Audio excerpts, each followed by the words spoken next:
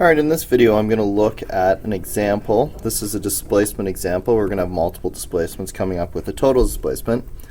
But this example we're going to have an unknown angle, and when we have an unknown angle we're going to be using the sine and cosine law method for solving this problem as opposed to the component method that we usually use.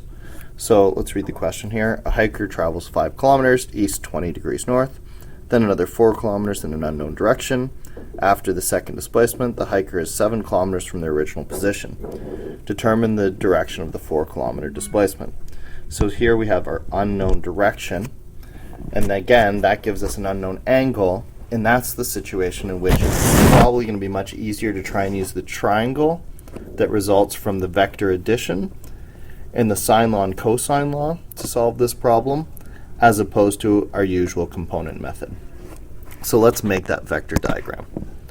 5 kilometers east 20 degrees north. So I'm going to go east, just a second, I'm going to try that again. East a little north, something like that, okay? Where we're going 20 degrees, right, away from the east side. And then we're going to displace in some unknown direction another 4 kilometers, something like that. And that's going to give us, where'd that go? Try that again.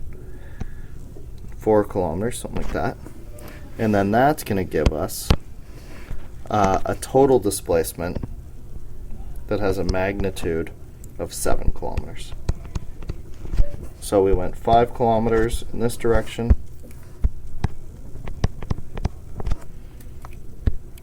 and then 4 kilometers in some unknown direction, and then as a result we ended up going 7 kilometers. Here we have a triangle. We know all 3 sides, so we can use the cosine law to determine the size of the other side. Specifically, I'm going to look for this angle here because that will help me determine my heading for my 4 kilometer direction, or displacement, I mean. So I'm going to call this theta, and I'll call this side the C side so that I can use my normal way for writing the cosine law. C squared equals A squared plus B squared minus 2AB cos C, or theta is what I'm solving for here. So 7 squared equals 5 squared plus 4 squared minus 2, 5, 4. I'm not including the units here. Everything's in kilometers, so since it's all common, we don't have to worry about it. So 49, 25, 16, 20, 40 cos theta. And if I solve this, 49 minus 25 minus 16, I got 8 is equal to negative 40 cos theta. And solving for theta,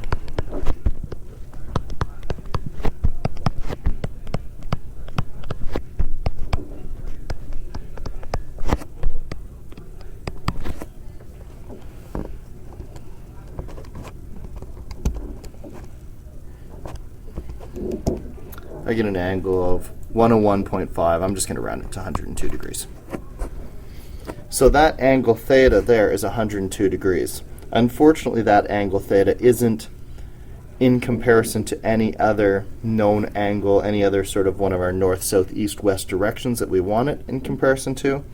So I got to do a little bit of work here, a little bit of geometry. This is a little tricky to follow, but I'll do my best.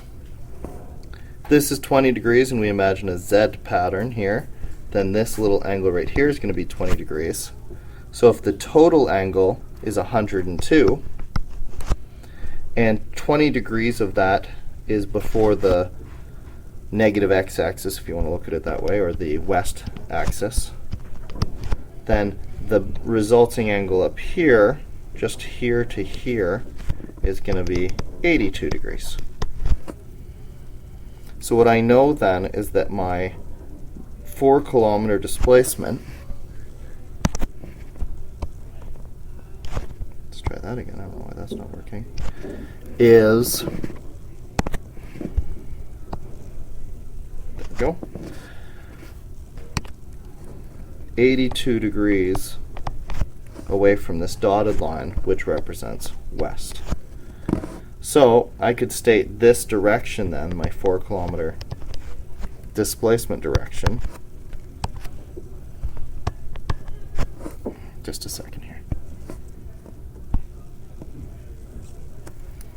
My 4-kilometer displacement direction as west, 82 degrees north, or if I looked at the complementary angle, I could state it as north 8 degrees west.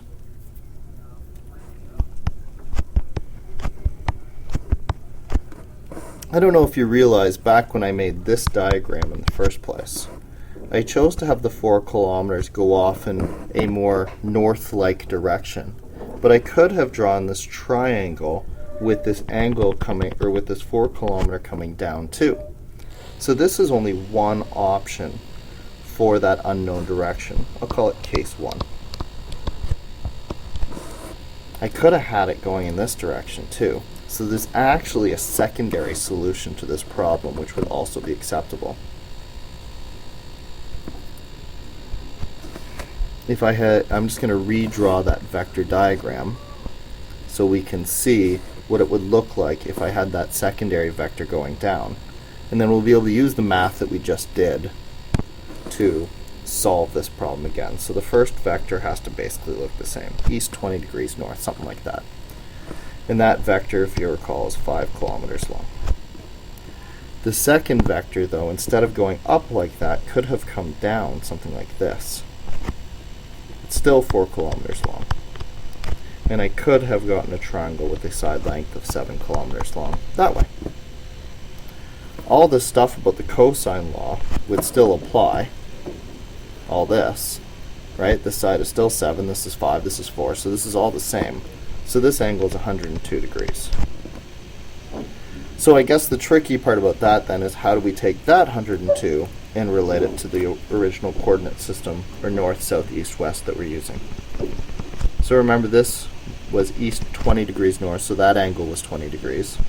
And again, using the same Z pattern, now this angle is 20 degrees.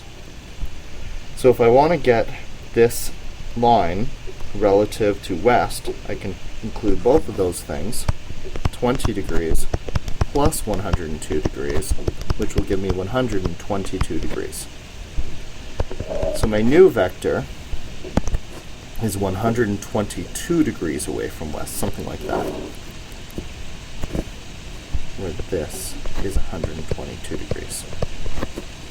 Now that's above 90, so that's not the best way of specifying that vector, so let's be a little bit more careful. Let's go down to south here, keeping in mind that this is 90 degrees.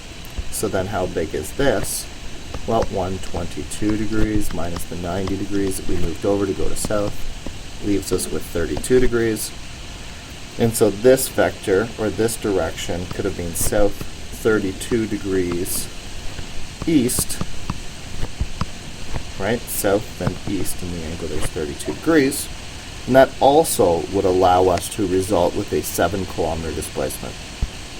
So that's case 1, that's case 2.